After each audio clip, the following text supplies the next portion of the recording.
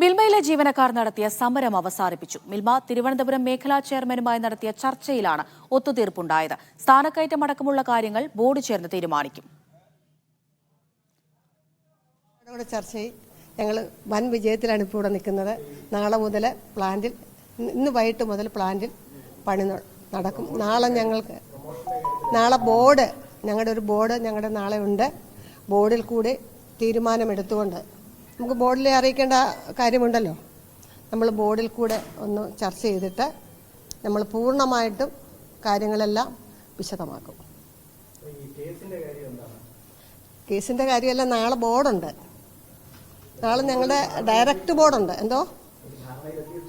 ഞങ്ങളൊരു ധാരണയിലെത്തിയിട്ടുണ്ട്. ഞങ്ങളൊരു ഏകദേശം എല്ലാ നേതാക്കന്മാരും വരുന്നൊരു ധാരണയിലെത്തിയിട്ടുണ്ട്.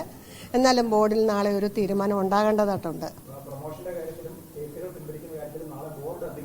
എല്ലാത്തിനും നാളെ ബോർഡ് അന്തിമ തീരുമാനമുണ്ട്. അങ്ങനെ എല്ലാവരും അങ്ങനെയാണ് ഞങ്ങൾ ചർച്ച ചെയ്ത് പിരിഞ്ഞിരിക്കുന്നത്. മുഹമ്മദ് ആഷിഖ് വിവരങ്ങൾ നൽകാൻ തിരുവനന്തപുരത്ത് നിന്ന് ചേരുന്നുണ്ട്. ആഷിഖ്, ഈ തൊഴിലാളികൾക്ക് സ്ഥാനക്കയറ്റം ലഭിക്കുന്നില്ല എന്നതായിരുന്നല്ലോ ഇവരുടെ പ്രധാന പരാതി. ആ വിഷയത്തിൽ ഒരു തീരുമാനമായോ?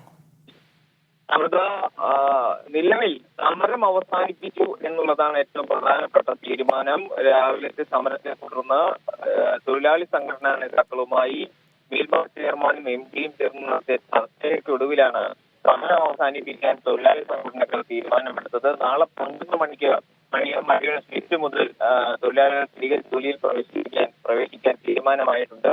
എന്നാൽ തൊഴിലാളികളുടെ പ്രധാനപ്പെട്ട ആവശ്യമായ പ്രമോഷൻ അടക്കമുള്ള വിഷയങ്ങളിൽ നാളെ ബോർഡ് ചേർന്ന് തീരുമാനമെടുക്കും എന്നാണ് ഇപ്പോൾ നടത്തിയ ചർച്ചയിൽ തീരുമാനമായിട്ടുള്ളത്.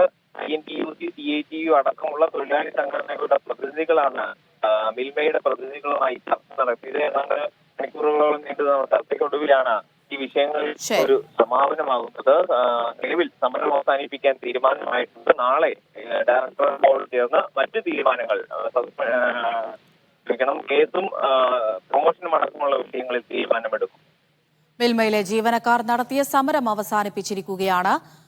അല്പസമയം മുമ്പാണ് ചർച്ച ഒത്തുതീർപ്പായത്. സ്ഥാനക്കയറ്റമടക്കമുള്ള കാര്യങ്ങൾ ബോർഡ് ചേർന്ന് നാളെ തീരുമാനിക്കുമെന്നാണ് തൊഴിലാളികൾ പറയുന്നത്. വിവരങ്ങളാണ് മുഹമ്മദ് ആഷിഖ് നൽകിയത്.